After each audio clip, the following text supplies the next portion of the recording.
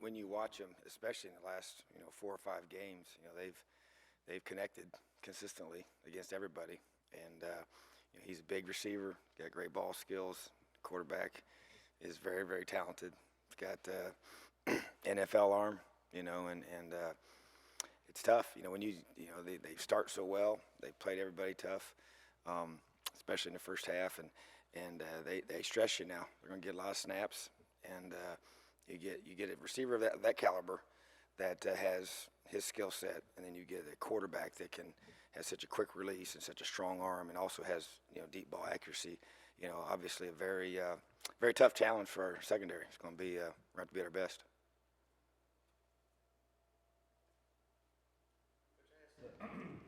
Coach Wilson, about the recruiting class and needs and stuff. You obviously came in this year. As you've gone through the season, has anything changed as far as what you'd like to see when you guys, how you finish off this class defensively, positions where maybe you thought you were better than you were, or maybe you need something else?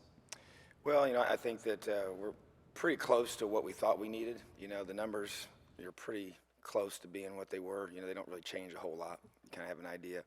Obviously injuries can affect that sometimes. You never know what's going to happen during the season.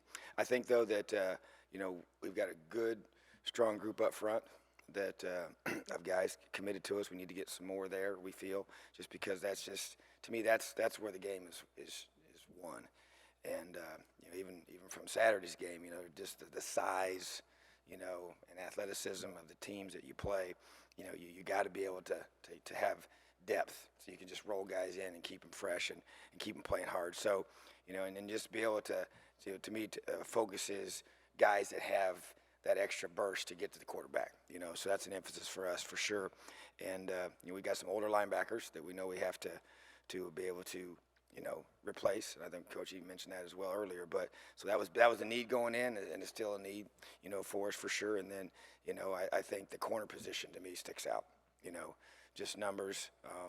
You obviously at that position, even though we know that the guys up front are really critical to our success, the guys in the back end, really have got to be able to have length.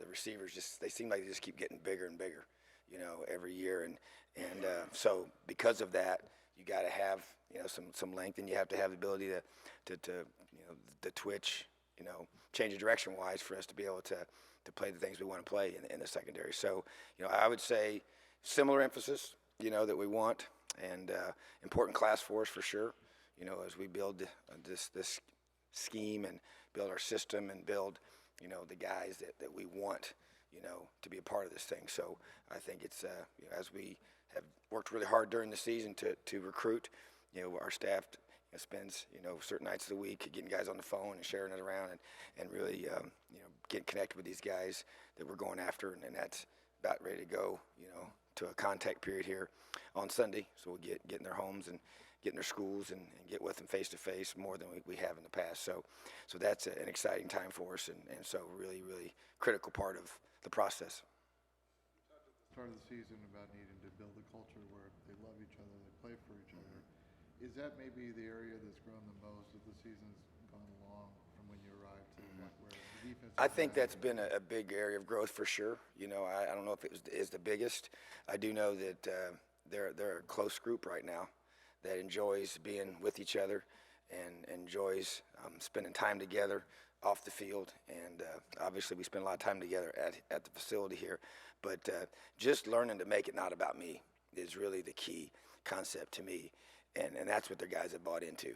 The LEO, which we say a lot, and hashtag, and just making it, about something bigger than myself, and being able to trust the guys around you. That to me is what's really changed. And not to say that it's perfect, but definitely something that I really feel like is really, you can see it in our guys' eyes. You can see the way they play as a unit. They move together, they work together, they communicate, and so that allows our fits to be better. That allows our resiliency to be better, because it's not about me. It's not just dependent upon what I'm doing, and there's so much more at stake, and it just draws so much more strength from you when you know you got guys got your back, number one, and number two, you don't want to let them down. So I think that's really the key to major change.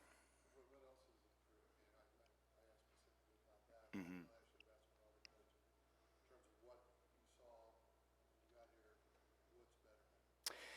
Well, I feel like that we're tackling better, as a group, and I feel like that the guys are in position to make plays, and you're not seeing as many guys, cut loose, as you might say, or not accounted for, and I think that's a big deal. I mean, that all fits into what we've talked about from the beginning of just being, trusting the system, trusting your coaches, trusting your teammates, just trust, period, in everything that we do allows us to work as a unit. It's such a, this great game of football is such a team game, that it demands that you are such a tight group of guys, both on the field, off the field, how you prepare, how you play.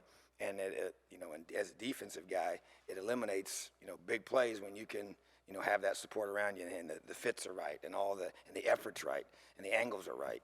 And it helps you tackle better when you're in better position. And just all those things, we work on tackling so much that it's been, good to see that pay off. And just when you talk to other coaches that go against us, and those are the common themes that just keep rising up when they comment about our guys and how hard they play. We talk about tackling and takeaways and effort. Those are our three mantras on the field, what we want to become. And I think those are the three things that you see from our guys consistently. And once again, some of those, we don't always miss a tackle here and there. We got to get to where we don't do that. But I know, like, for instance, we had a play the other day where, one of our guys was in great position and he just got ran over, So I don't know if it was, we just got to get him bigger, stronger, to be able to finish that play. But he did everything we asked him to do. But it's a matter of continuing to develop our guys and keep that buy-in going. Point of emphasis, finishing games, finishing, in a positive way. How do you get to that point where, because these guys are so close, they struggle with finishing. How do you change that, or is it a matter of talent? What can you say? Well, like I said, I think that we've had these discussions, throughout the different games, and it's kind of been, positive to see the growth in that. Like I said, if you talk about this game compared to last week's game and previous games, what were the reasons why we didn't finish? And when you go back and watch the film, and as we've done, and I think this one, kind of came back to, I thought there were three plays, that in that third quarter where they gained momentum and we struggled to put the hammer on it. And so, we had that third and long. And we did a great job on third downs. They were 3 for 15, but one of the three that they got was a critical one. When the quarterback, we had a chance to get him sacked, missed the tackle, didn't set the edge. He runs for about 30 yards. Then he gets the fans. He gets fired up. That's kind of his first kind of play that he made. Then the very next play, we misfit a simple inside zone run. And, against a team like this, that has the talent that they have, one bad fit, and it's out the gate. And so those were two of the three plays right there. And then we had another one where the long touchdown run two drives later. And so to me, I felt like that those lack of finishes was basically we didn't execute the defense and we didn't finish the tackle. Whereas we felt like before we kind of might have wore down in the week before. I felt like that we played so well in the first half that it kept us off the field enough to where, the fatigue piece I don't think became a factor this week. But I felt like that, the missed tackle and not setting the edge, which is just a discipline to me, is what you got to do for that. And then the other two were D-line not getting the right fit. And so it just, to me, that is frustrating because that's we can control that. Now, granted, we got to get them on the ground, and they obviously have, a lot of good players, and they work, extremely hard too, and they're going to try and make their plays. But so I feel like it's kind of been a little different, but I do think it still goes back to expectation.